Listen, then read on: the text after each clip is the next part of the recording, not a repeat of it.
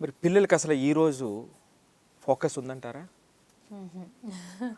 అంటే sir focus కంటే ఎక్కువగా వాళ్ళు చూసుకుంటారు, మా పేరెంట్స్ ఉన్నారు మా వెనకాల అని చెప్పేసి వింటూ ఉంటాం పిల్లల్ని అదే ఎక్కువగా. ఇందాక నేను చెప్పినట్టుగా అదే. రెస్పాన్సిబిలిటీ, ఇండిపెండెన్స్ వాళ్ళు ఇది చేసేయడంతో డిపెండెన్సీ వాళ్ళ మీద పెరిగిపోయింది. సార్ ఉన్న ఇంకా స్థాయి కన్నా మెయిన్గా ఎక్కువ వాళ్ళ పెరిగిపోయింది. ఫ్రెండ్స్ కూడా మీ పేరెంట్స్ ఉన్నారు కదరా నీకేంటి ప్రాబ్లం, నువ్వు హ్యాపీ ఉండొచ్చు అని కూడా ఎంకరేజ్ చేస్తూ ఉంటారు సార్ పిల్లల్ని చూస్తూ ఉంటాం. సో మరి ఇప్పుడు ఉన్నటువంటి పిల్లల్లో ఫోకస్ ఉందా లేదా ఆ, అడిగితే చాలామంది పేరెంట్స్ ఏమంటారు అంటే, లేదు సార్ అసలు ఫోకస్ లేదు, అటెన్షన్ లేదు అంటారు. అవును.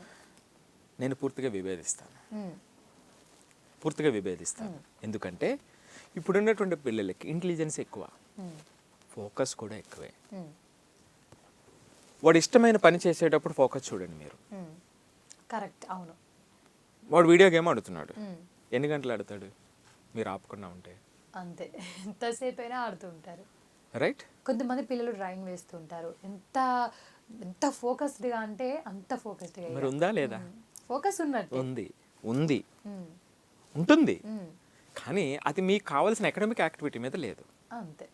అంతే ప్రాబ్లం. ఉమ్, అస్సలు లేకపోతే వాడు బయలాజికల్గా ఏదైనా ఇబ్బంది అయ్యే లేకపోతే అది వేరే విషయం. ఉమ్, సో ఇప్పుడున్నటువంటి పిల్లలకి జనరల్ కేసులో చూస్తే ఇంటెలిజెన్స్ ఎప్పుడూ కూడా ఒక జనరేషన్ నుంచి ఇంకో జనరేషన్కి మారేటప్పుడు ఆ ఆ పరిస్థితుల్లో వచ్చినటువంటి ప్రభావం వల్ల, అక్కడ వచ్చినటువంటి మార్పుల వల్ల ఖచ్చితంగా ఇంటెలిజెన్స్ అనేది పెరుగుతూ ఉంటుంది. Compulsory sir, sure. ఎందుకంటే ఆ సొసైటీ ఎవాల్వ్ అవుతూ ఉంటుంది, ఏ సొసైటీ అయినా సరే. సో ఆ ఇంటెలిజెన్స్ పెరుగుతుంది ఖచ్చితంగా. ఆ పిల్లలకి ఆ ఇంటెలిజెన్స్ ఎక్కువ ఉంది ఇప్పుడు, కంపల్సరీ. కంపల్సరీ ఉంటుంది.